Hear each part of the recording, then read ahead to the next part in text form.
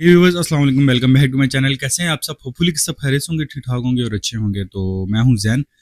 आज यार बड़ा माइंड ब्लोइंग टॉपिक होने वाला है। उम्मीद है कि आप वीडियो को लाइक करेंगे, चैनल को लाजमी सब्सक्राइब करेंगे। तो चलिए वीडियो को स्टार्ट करते हैं बिना किसी देरी के।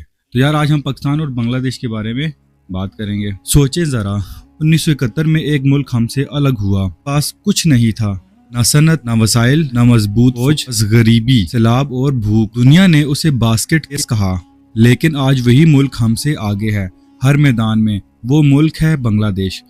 और ये कहानियाँ उस सवाल की कि आखिर हम कहाँ गलत हुए। तो 1971 में यार जब बांग्लादेश आज़ाद हुआ तो उसके पास सिर्फ एक तजारती जहाज़ था, सिर्फ एक। और पाकिस्तान के पास 72 जहाज़ थे।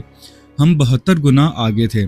आज पाकिस्तान के पास सिर्फ 22 तजारती जहाज़ बचे हैं, यानी हम पीछे गए। और बांग्लादेश के पास आज तकरीबन 600 जहाज़ हैं। ये सिर्फ जहाज़ों की गिनती नहीं है, ये इस बात की अलामत है कि एक मुल्क ने समुद्री तिजारत को अपनी तरक्की के जरिए बनाया और दूसरा मुल्क अपने पास मौजूद बस वसाइल ही गनवाता रहा।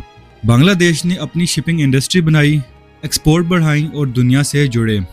हम उल्टी सिमत चलने लगे। चले आए अब बात करते हैं ज़र मुबादला के ज़खायर की, यानी फॉरेन एक्सचेंज रिजर्व की। आज बांग्लादेश के पास तकरीबन 25 अरब डॉलर के ज़खायर हैं, पाकिस्तान के पास सिर्फ 8 अरब डॉलर। ये फ़र्क क्यों है?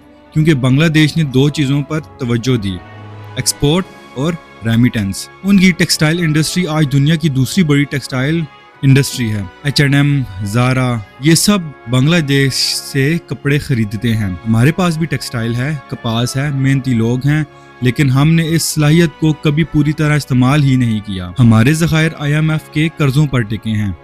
बांग्लादेश के ज़खायर उसकी अपनी मेहनत का फल है। अब आते हैं तालीम की तरफ, और यहाँ बात बहुत तकलीफ दे है यार। बांग्लादेश में मैट्रिक तक तालीम मुकम्मल तौर पर मुफ्त है। हुकूमत किताबें देती है, स्कूल बनाती है, गरीब खानदान को वजीफे भी देती है। नतीजा, बांग्लादेश का लिटरेसी रेट 75% से भी ज्यादा है और मुसलसल बढ़ रहा है। और पाकिस्तान में आइन के आर्टिकल 25A कहता है कि 5 से 16 साल तक के बच्चों को मुफ्त और लाजमी तालीम दी जाए। ज़माना हकीकत ये है कि हमारे लाखों बच्चे आज भी स्कूल से बाहर हैं। सरकारी स्कूलों का हाल बहुत ख़राब है। नए स्कूल बनाने के बजाय पुराने बंद किए जा रहे हैं। तालीम का बजट हर साल कम होता जा रहा है। के शोबे में भी बांग्लादेश ने हैरत अंगेज काम किया है। बांग्लादेश में कम्युनिटी हेल्थ वर्कर्स का एक बहुत मजबूत नेटवर्क है, जो घर घर जाकर इलाज और आगाही देते हैं। पोलियो, मलेरिया और TB जैसी बीमारियों पर उन्होंने काबू पाया है। बच्चों और माओं के अमवात में ज़बरदस्त कमी आई है।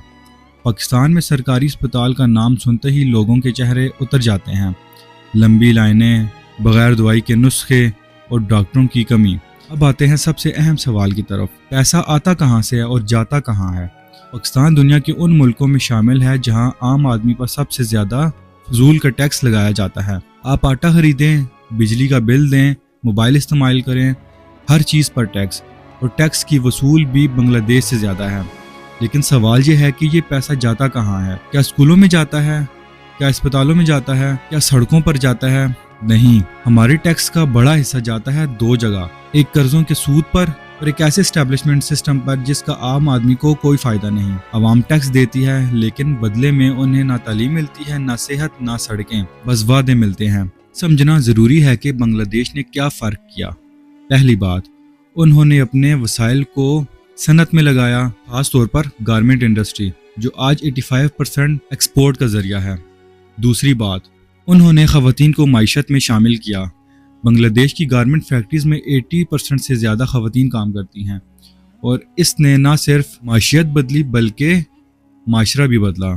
तीसरी बात, उन्होंने माइक्रो फाइनेंस को फ़रोग दिया। ग्रामीण बैंक का मॉडल दुनिया भर में मशहूर है। गरीब लोगों को छोटे कर्जे देकर उन्हें कारोबार शुरू करने का मौका दिया। चौथी बात, उन्होंने करप्शन को निस्बतन कम रखा और तरक्याती बजट को असल आवाम तक पहुंचाया। वीडियो मायूसी फैलाने के लिए नहीं है, ये सोचने पर मजबूर करने के लिए है। पाकिस्तान के पास वो सब कुछ है जो तरक्की के लिए चाहिए। ज़रख़ेज़ ज़मीन, नौजवान आबादी, कुदरती वसाइल, मेहनती लोग, समुद्री बंदरगाहें, सब कुछ है। लेकिन तरक्की उस वक्त होती है जब पॉलिसी दुरुस्त हो, तरजीहात दुरुस्त हों और पैसा आवाम पर खर्च हो, ना कि सिस्टम चलाने पर। हमें ये सवाल ज़रूर पूछना चाहिए कि जब हम टैक्स देते हैं तो उसके बदले में हमारा क्या हक? जवाब मांगना हमारा हक है। اور اگر ہم یہ جواب نہ مانگیں تو پھر بنگلہ دیش اور پاکستان کا فرق مزید بڑھتا رہے گا۔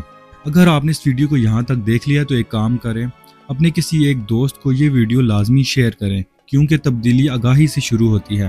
چینل کو سبسکرائب کریں اور بیل آئیکن لازمی دبائیں اگلی ویڈیو کی اپڈیٹ کے لیے۔ تو امید ہے کہ یار آپ کو یہ ویڈیو کافی زیادہ اچھی لگی ہوگی۔ آپ اپنی رائے کمنٹ سیکشن میں لازمی دیجیے گا، اور انشاءاللہ میں آپ سے ملوں گا اگلی ویڈیو میں۔ تب تک کے لیے مجھے اجازت دیں، مجھے دعا میں یاد رکھیں۔ اللہ حافظ۔